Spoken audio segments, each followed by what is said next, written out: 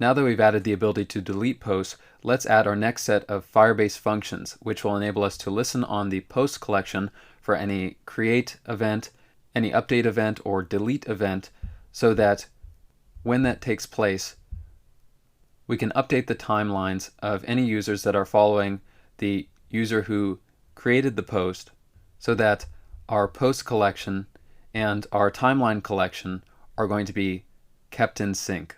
So we can update our posts from a user's timeline or say from their profile, and they're going to have all the same data.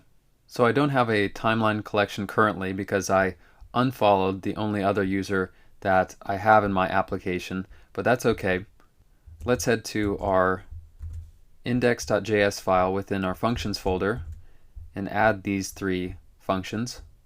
We'll add them underneath OnCreateFollower and OnDeletePollower. And our first one's going to be called OnCreatePost. So when a post is created, we want to add a post to the timeline of each follower of post owner. So OnCreatePost is going to be set to functions.firestore, and the document that we'll select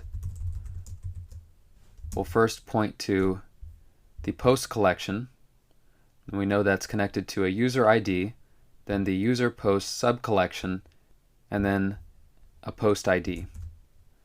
So /posts, then the wildcard named user ID /user posts, and the wildcard post ID. And we'll use the onCreate method. We'll use another async function here for our callback, where we'll get snapshot and context. So for OnCreatePost as compared to OnDeletePollower and OnCreateFollower, we're going to be able to get the post that was added on the data property of snapshot. We can get that from snapshot.data as compared to snapshot.id when we were just setting the ID of a user at the end of our path. So snapshot.data will be set to post created. We'll put in a variable called post created. And we'll also want the values user ID and post ID stored in their own variables. So we'll make user ID, that'll be set to context.params.user ID, and post ID will be context.params.post ID. So OnCreatePost is going to be somewhat similar to our OnCreateFollower, where we want to get all of a user's posts as the user that other users are following.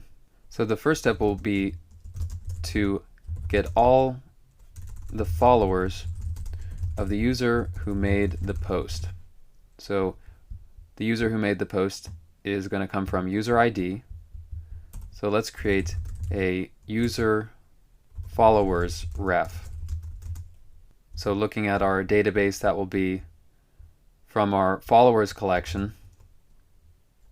Let me just quickly follow a user so we can see.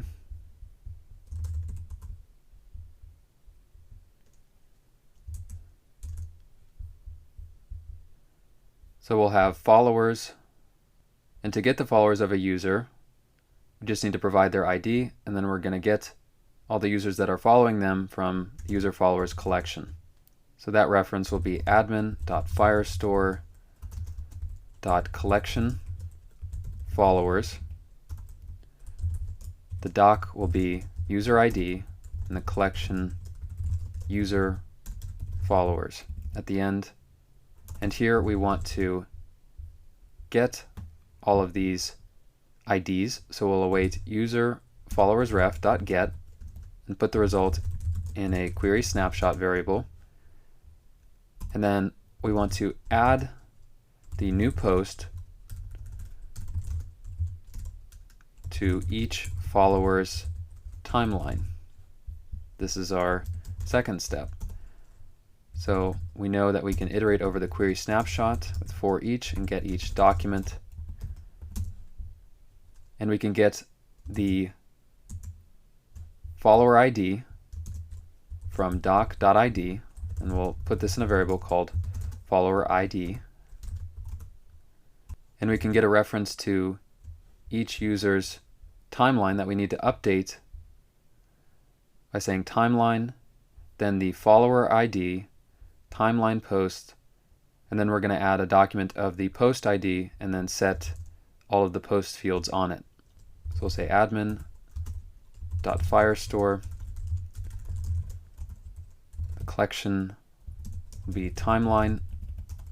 The doc will be follower ID, collection timeline posts. The doc will be the post ID, which we're getting from our wildcard, from our path. And we're going to set the post data on it from snapshot.data, which we're putting in this post created variable. So now we're duplicating every newly created post and passing it to the timeline of each of the followers of that user who created the post. Now for updating a post, we'll make a new function called OnUpdatePost, and it's going to have the exact same path.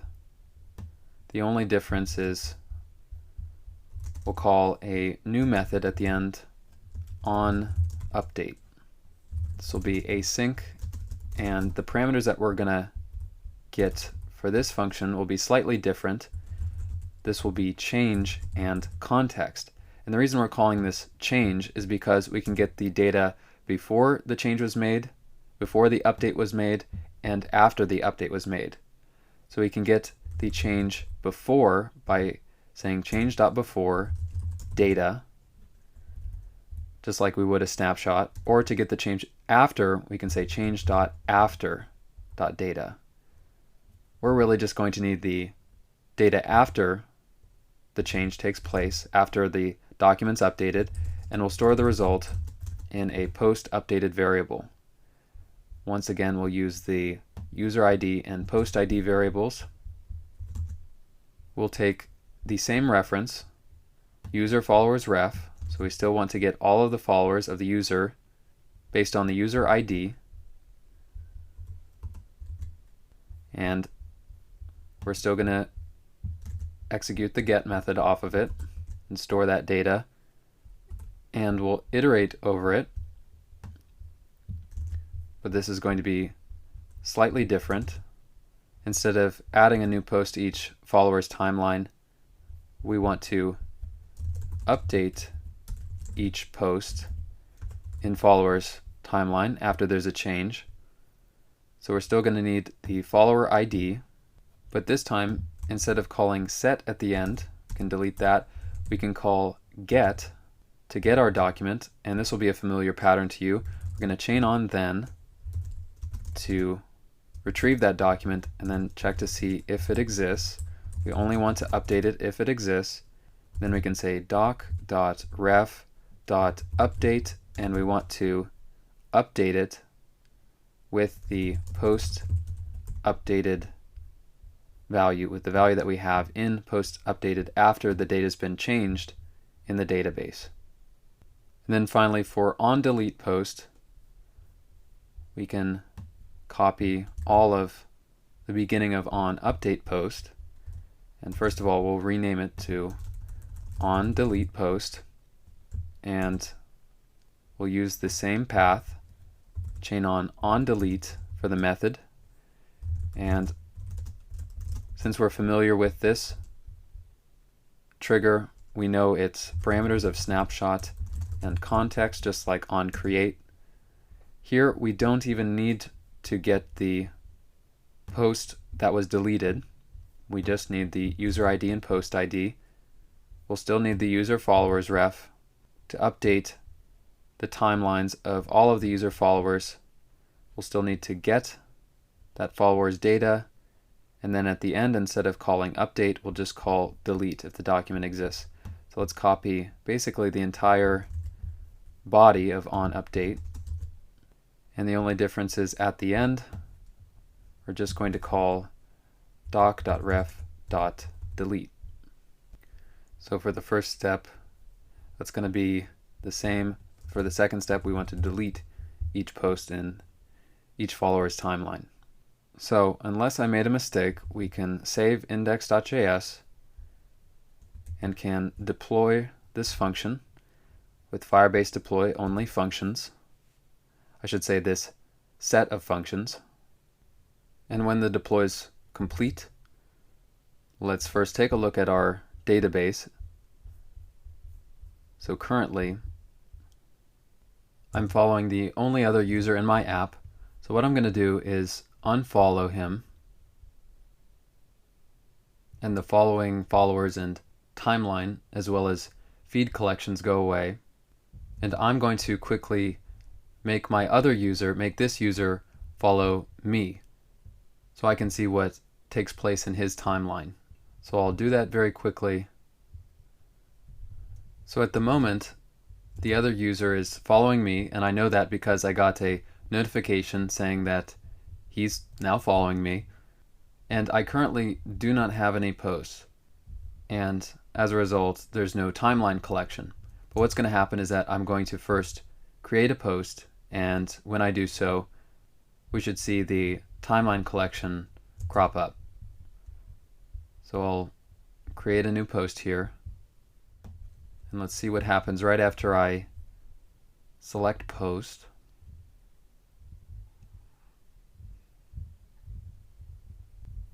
So that post has just been created, and I'll refresh my database.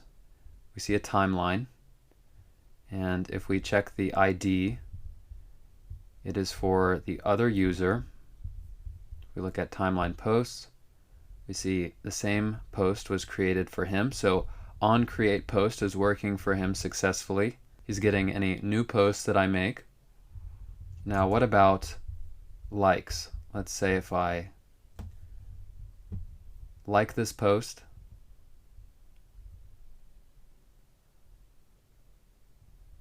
we see after a split second my current ID is set to true in likes, and if I unlike, that's set to false. And our OnUpdatePost function is not going to take care of comments because it's in its own collection, although we know that that works just fine. And now if I try to delete this,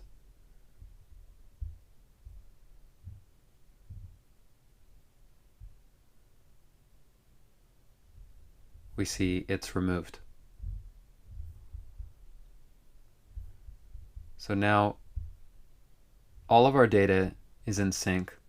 All of the changes that are applied to an individual post on the post collection, they're shared and duplicated with any posts that have been put on our timeline collection.